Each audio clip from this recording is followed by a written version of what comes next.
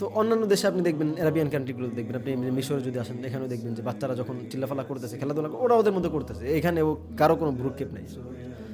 ইমামের মতো পড়তেছে, মুক্তাদির মতো নামাজ পড়তেছে, পোলাপানের মতো দুষ্টামি করতেছে। তো এটা করবে, পোলাপান করবে, এটা সৌন্দর্য মসজিদের।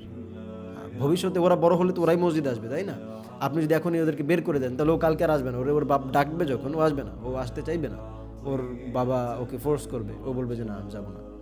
তো ওকে দূর করা হচ্ছে, এটা তো বাজে ব্যবহার হচ্ছে। কি দরকার আছে? ও পোলাপান খেলতেছে, খেলো, দুষ্টামি তো পোলাপানি করবে। দুষ্টামি কি আপনার মতো আমার মতো বুড়া মানুষ করবে? না, দুষ্টামি করে পোলাপান। এখন যদি কেউ এসে বড় বড় ব্যক্তি, বড় বড় সভাপতি, তারপরে হচ্ছে সেক্রেটারি, এরা দুষ্টামি করলে আপনারা কিন্তু এদেরকে বের করে দেন না। সভাপতি দেখবেন যে মসজিদের মধ্যে ধমুক টমুক শুরু করে দিয়েছে, চিল্লাফাল্লা শুরু করছে, আপনাদের উচিত সভাপতিকে ধরে বের করে দেওয়া। সভাপতিকে ধরে মসজিদ থেকে বের করে দেবেন। চিল্লাফাল্লা, তুমি বুড়া মানুষ চিল্লাফাল্লা করো কেন? বাচ্চারা চিল্লাফাল্লা করবে ভাই, বাচ্চারা চিল্লাফাল্লা করার বয়স তাদের। সভাপতি কেন চিল্লাফাল্লা করবে? সভাপতিকে ধরে বের করে দেবেন টেনে। বাচ্চারা এটা সৌন্দর্য।